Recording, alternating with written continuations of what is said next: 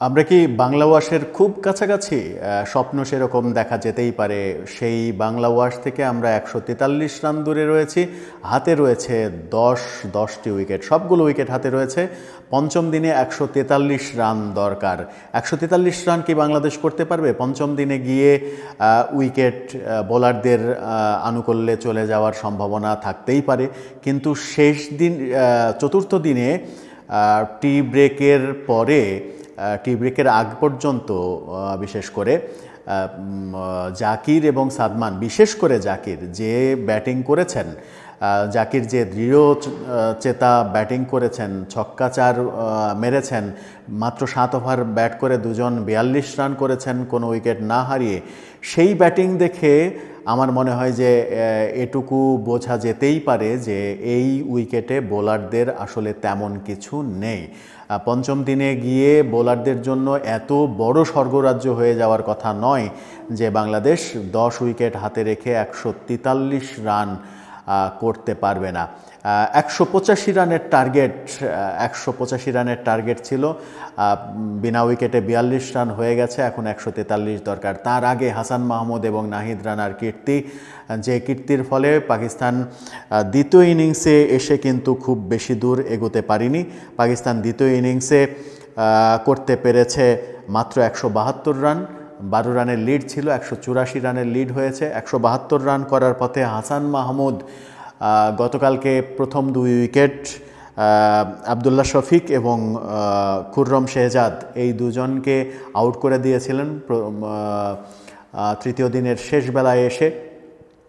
এরপরে নাহিদ রানার পার্ট ছিল। নাহিদ রানা অল্পের জন্য তার দুর্ভাগ্য, সাদমান স্লিপে যদি ক্যাচটা মিস না করতেন তাহলে নাহিদ রানা হয়ে যেতে পারতেন বাংলাদেশের ইতিহাসে প্রথম কোনো ফাস্ট বোলার যিনি হ্যাটট্রিক করছেন। মোহাম্মদ রিজওয়ান ০ রানে আউট হয়ে যেতে পারতেন। সেই রিজওয়ান শেষ পর্যন্ত কিন্তু ৪৩ রান করেছেন। রিজওয়ানের এই ৪৩ রানটাই মূলত বাংলাদেশের জয়টাকে একটু কষ্টসাধ্য করে দিয়েছে। রিজওয়ানের ওই সহজ ক্যাচটা যদি সাদমান ফেলে না দিতেন তাহলে ঘটনাটা অন্যরকম হতে পারত। হাসান মাহমুদ ফাইফার, প্রথম ইনিংসে মেহেদি হাসান মিরাজের ফাইফারের পরে ৫ উইকেটের পরে হাসান মাহমুদ এবার আবারও ফাইফার নিলেন এবং বাংলাদেশের কোনো ফাস্ট বোলারের, পাকিস্তানের বিরুদ্ধে পাকিস্তানের মাটিতে কোনো ফাস্ট বোলারের এটাই প্রথম ৫ উইকেটের কীর্তি, এবং যে কীর্তি হাসান মাহমুদ করলেন। হাসান মাহমুদ অসাধারণ বল করেছেন, আজকে ৩ উইকেট নিয়েছেন এবং ওই মোহাম্মদ রিজওয়ান যিনি লাইভ পেয়েছিলেন নাহিদ রানার বলে, মোহাম্মদ রিজওয়ান যখন বেশ বিপজ্জনক হয়ে উঠছিলেন সেই রিজওয়ানকে কিন্তু আউট করে দিয়েছেন। ৪৩ রানে যখন রিজওয়ানকে আউট করে দিলেন, সর্বশেষ মীর হামজার উইকেটের মাধ্যমে হাসান মাহমুদের ৫ উইকেট হয়েছে। হাসান মাহমুদ এবং নাহিদ রানা দুজন মিলেই ৯ উইকেট নিয়েছেন, বাকি উইকেটটা তাসকিনের।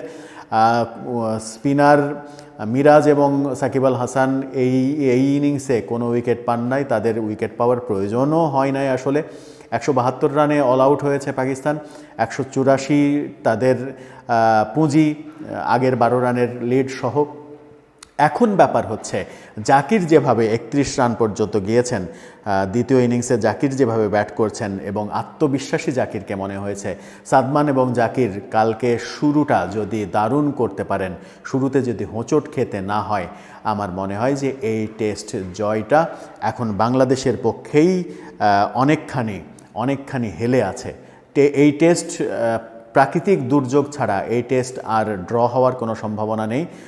বাংলাদেশ জিতবে অথবা পাকিস্তান জিতবে, কারণ সারাদিন একদিনে ১৪৩ রান এটা কোনো কঠিন কাজ নয়।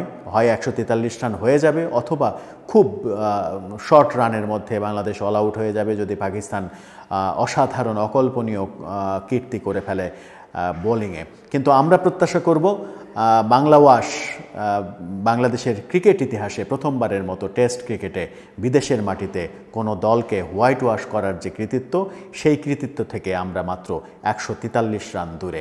দেখার বিষয় সেই কৃতিত্বটা শেষ পর্যন্ত অর্জন করতে পারি কিনা। দ্বিতীয় দিন থেকেই কিন্তু বলে আসছি যে এটা সম্ভব, বাংলা ওয়াশের স্বপ্ন আমরা দেখতেই পারি।